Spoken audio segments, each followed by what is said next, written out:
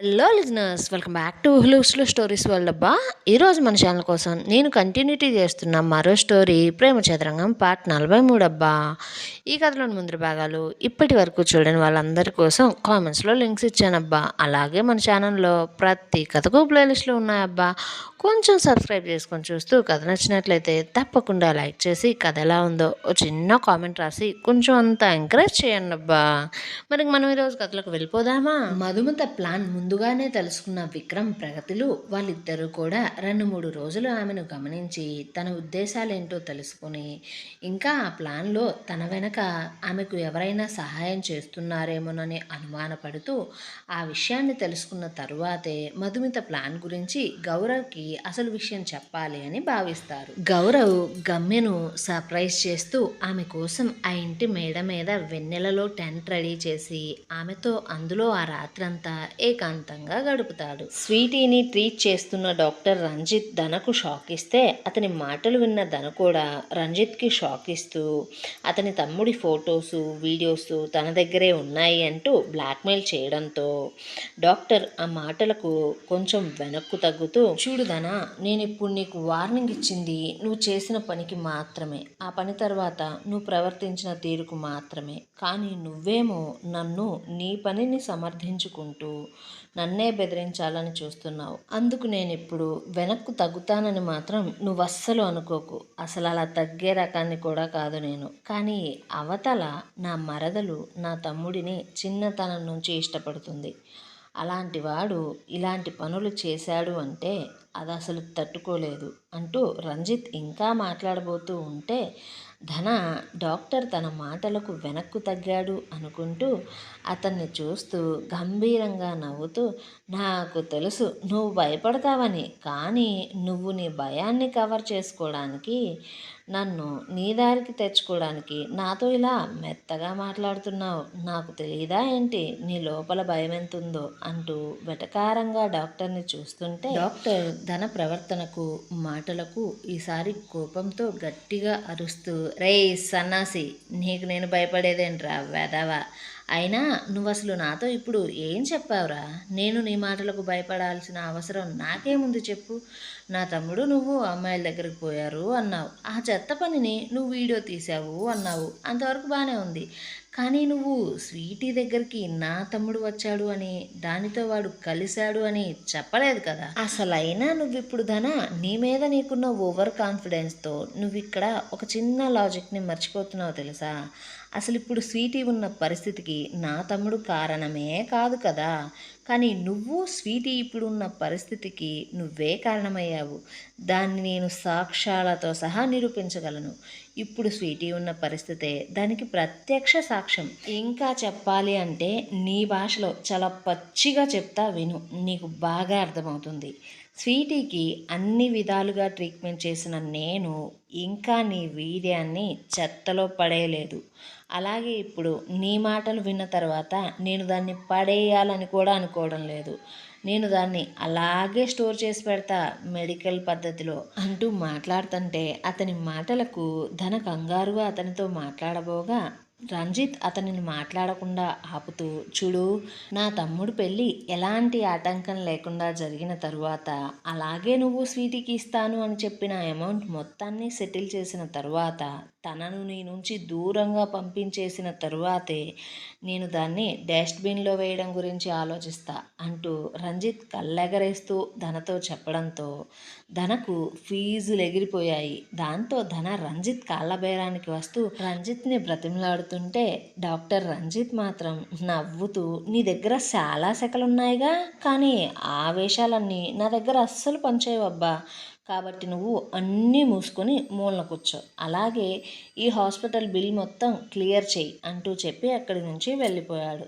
దాంతో ధన తల పట్టుకొని చైర్లో కూర్చొని మనసులో తనను తాను తిట్టుకుంటూ, నా పరిస్థితి ఇప్పుడు పెనం మీద నుంచి పొయ్యిలో పడినట్లు అయ్యిందిగా అంటూ గాజు తలుపు నుంచి స్వీటీని చూస్తూ, అసలు ఇప్పుడు నేను ఈ స్థితిలో ఉండడానికి కారణం నువ్వేనే స్వీటీ. నువ్వు కానీ నా దగ్గర అతిగా వాగకుండా నాకు కోపం తెప్పిస్తూ నన్ను బెదిరించాలి అని చూస్తూ నోటికి వచ్చినట్లు మాట్లాడకుండా ఉంటే ఈరోజు అసలు నేను ఈ పరిస్థితిలో ఉండేవాడినే కాదు.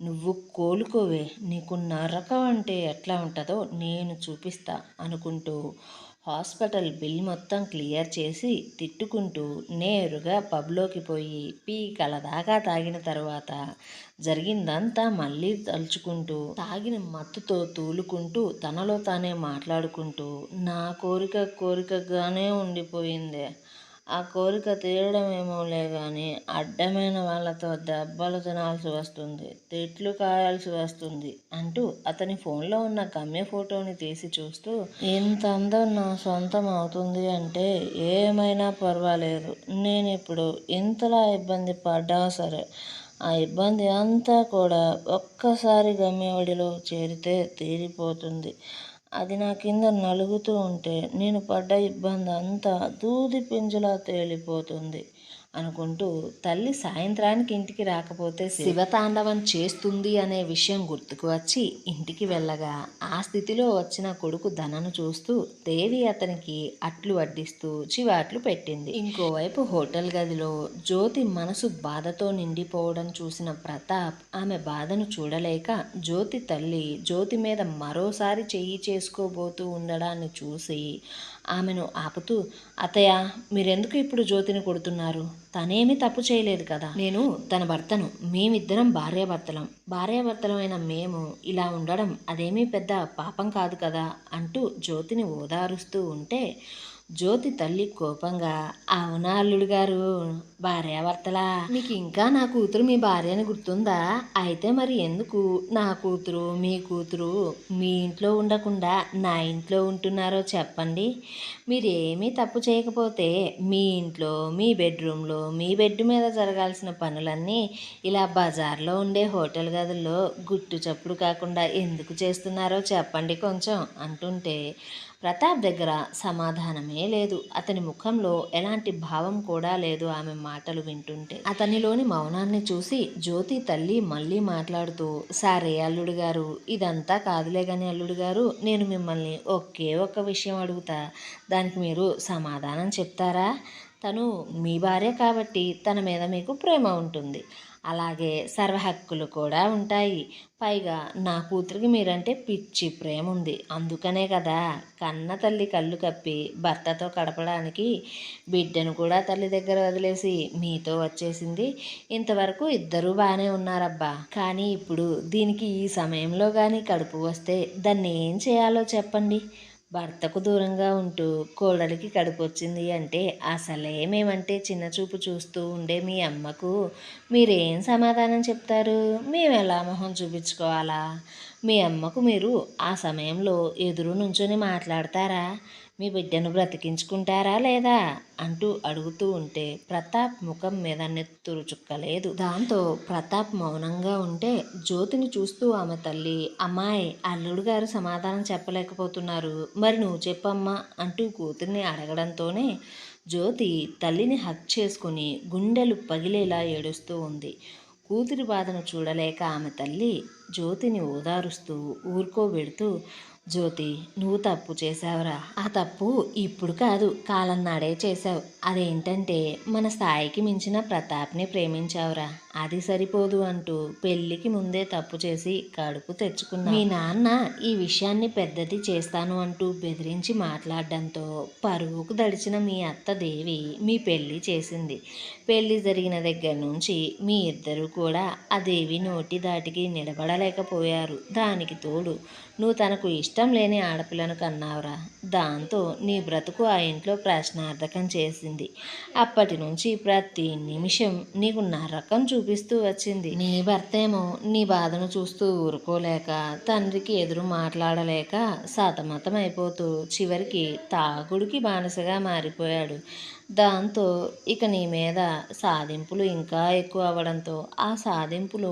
నీ కూతురు దాకా ఎక్కడ వస్తాయోనన్న భయంతో చివరికి నువ్వు నా ఇంటికి వచ్చావు, ఎన్ని తప్పులు చేశావురా నువ్వు అంటూ ప్రతాప్ వైపు చూస్తూ, అల్లుడు గారు మీ ప్రేమలో కూడా తప్పు లేదండి, కానీ తప్పేదన్నా ఉంటే మాత్రం అది మీ భయము మీ పిరికితనం, వాటిని ఎదిరించి మీ ఇంట్లో ధైర్యంగా మీరు మీ భార్య తరపున ఏ రోజైతే మాట్లాడతారో ఆ రోజునే నేను నా కూతుర్ని తీసుకువచ్చి మీరు కోరిన చోట దింపుతా.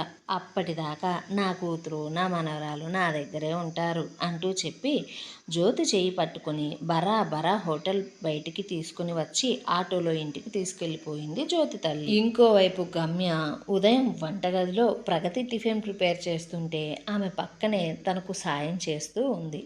ప్రగతి తన అక్క నీరసంగా ఉండడంతో పాటు ఆమె గమ్య శరీరం మీద అక్కడక్కడ లవ్ బైట్స్ కనిపిస్తూ ఉంటే ప్రగతి వాటిని చూస్తూ చిన్నగా తనలో తానే నవ్వుకుంటూ ఉంటే గమ్య ప్రగతి చూపును తన నవ్వును గమనించి అందుకు కారణాన్ని త్వరగానే గ్రహించి ఆమె శరీరం మీద వారిద్దరి కలయిక తాలూకు గుర్తులను కనపడకుండా తిప్పలు పడుతూ ఉంటే ఆ పనిని చూసిన ప్రగతి మరింతగా నవ్వుతూ అక్క నాకు కనపడకుండా దాచుకోవడానికి ఇప్పుడు నువ్వు ఇక్కడ కష్టపడే బదులు రాత్రి బావతో కొంచెం జాగ్రత్తగా ఉంటే సరిపోయేది కదే అంటూ చిలిపిగా గమ్యను చూస్తూ కవ్విస్తూ మాట్లాడుతూ అక్క నువ్వు ఈ మధ్యన నీరసంగా ఉంటుంది అన్నావు, పైగా నిద్ర సరిపోవడం లేదు అంటూ మాట్లాడుతున్నావు కదా అప్పుడప్పుడు.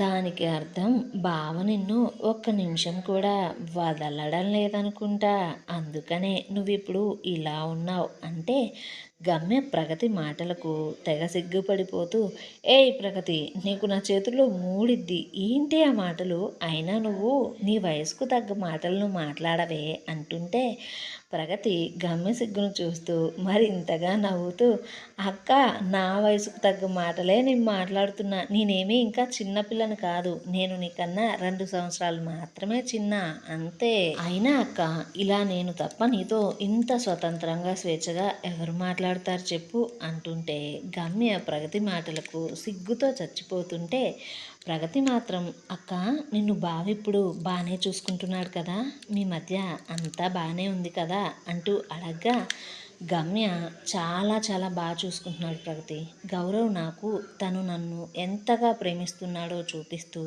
తన ప్రేమ నాకు అర్థమయ్యేలా చేశాడు. ఒక్క మాటలో చెప్పాలి అంటే ప్రగతి నేను ఒకప్పుడు ఇష్టపడి పెళ్లి చేసుకోవాలి అని కోరుకున్న విక్రమ్ బావ కూడా నన్ను నిజంగా ప్రేమించి ఉంటే ఇంత బాగా చూసుకునేవాడు కాదేమో, అంతలా ప్రాణంగా చూసుకుంటున్నాడు గౌరవ్ నన్ను, నా మీద ఒక్క మాటను కూడా పడనివ్వడు తెలుసా, అనేది తన వాళ్ళైనా సరే వారికి ఎదురు నిలబడతాడు అంటూ గౌరవ్ ఆఫీస్ క్యాబిన్లో జరిగిన సంఘటనను గుర్తు తెచ్చుకొని నిజంగా గౌరవ్ నన్ను ప్రేమించడం నా అదృష్టం అంటూ చెబుతూ అంతలోనే గమ్య డల్గా అయిపోయింది. అది చూసిన ప్రగతి కొంచెం కంగారుగా ఏమైందక్క, ఎందుకు అలా మాట్లాడుతూ ఇంత డల్గా అయిపోయావు అంటూ అడగ్గా గమ్య ప్రగతిని చూస్తూ ప్రగతి అంతా బాగానే ఉంది కానీ గౌరవ్లో నా మీద ఉన్న ప్రేమ కొంచెం భిన్నమైనది, అది ఎలాంటిదంటే నాకే సరిగా అర్థం కాదు, కానీ నా నుండి వచ్చే ఎలాంటి ఫీలింగ్ అయినా సరే తన వల్లనే రావాలి అంటాడు, అది ఇష్టమైనా బాధైనా కోపమైనా ఏడుపైనా చీదరైనా చిరాకైనా ప్రేమైనా కామమైనా ఇలా ఏ ఫీలింగ్ అయినా సరే తన వల్లనే తన కోసం మాత్రమే రావాలి ఉండాలి అంటాడు. నిజం చెప్పాలి అంటే నేను గౌరవ్ ముందు నిన్ను హగ్ చేసుకున్నా సరే అది అసలు తను తట్టుకోలేడు, తను నన్ను తన సొంత ఆస్తిలాగా భావిస్తాడు, తనలో అంత ప్రేమను చూస్తుంటే నాకు అప్పుడప్పుడు భయం వేస్తుంది అనడంతో ప్రగతి ఆమె భయాన్ని చూసి అర్థం చేసుకుంటూ అక్క ఇదంతా కూడా కొన్ని రోజులేలే, తర్వాత అయితే ఇలా ఏమి ఉండదు, మీ మధ్య ఒక బేబీ వస్తే అంతా మారిపోతుంది, అయినా బావ నిన్ను చిన్నతనం నుంచి ప్రేమించాడు కదా, సో అది కూడా వన్ సైడ్ లవ్వే, అందుకే అంత ప్రేమను చూపించడం కోసం బావ ఈ దారిని ఎన్నుకున్నాడు కావచ్చు అంటూ ప్రగతి గమ్య భయాన్ని పక్కన పెట్టమంటూ ఆమెను కామ్ చేసింది. ఇంకోవైపు గౌరవ్ ఆఫీస్లో అప్పుడే కొంచెం హడావుడి మొదలైపోయింది. ప్రతి సంవత్సరం గౌరవ్ తన ఎంప్లాయీస్ అందరికీ హెల్త్ చెకప్ చేయిస్తూ ఉంటాడు. ఆ హడావుడితోనే ఆఫీస్ అంతా కొంచెం గందరగోళంగా ఉంది. అప్పుడే అతని దగ్గరికి పిఏ వచ్చి సార్ మీరు స్వీటీ గురించి వివరాలు అడిగారు కదా, ఆ వివరాలు ఇందులో ఉన్నాయి అంటూ ఒక ఫైల్ని గౌరవ్ టేబుల్ మీద పెట్టి వెళ్ళిపోతే అప్పుడే గౌరవ్ ఆఫీస్లోకి డాక్టర్ రంజిత్ ప్రవేశించాడు. ఏమండోయ్, ఇంత జరిగినా మారని ధన గమ్యను పొందడానికి ఇంకా ఎంతలా దిగజారబోతున్నాడు? అసలు స్వీటీ ధనకు కోపం తెప్పించేలా ఏమని మాట్లాడింది, ఏమని బెదిరించింది? అసలు ఇప్పుడు రంజిత్ ధన ఎవరో తెలిసి అసలు విషయాన్ని గౌరవ్తో చెప్పడానికి వచ్చాడా, లేక ఆఫీస్లో హెల్త్ చెకప్ పని మీద వచ్చి ఉంటాడంటారా? ప్రగతి విక్రమ్లు కలిసిపోయారు అని మధుమితకు తెలియకముందే మధుమిత ప్లాన్ ఏంటో వీరిద్దరూ గ్రహించి గౌరవ్తో చెప్పగలరా? ఈ ప్రశ్నల సమాధానం కోసం మన ఛానల్ని సబ్స్క్రైబ్ చేయండి, ఈ వీడియోని లైక్ చేయండి. కథనం ఎలా ఉందో వెళ్ళి కామెంట్ చేసి చెప్పండి అబ్బా కొంచెం.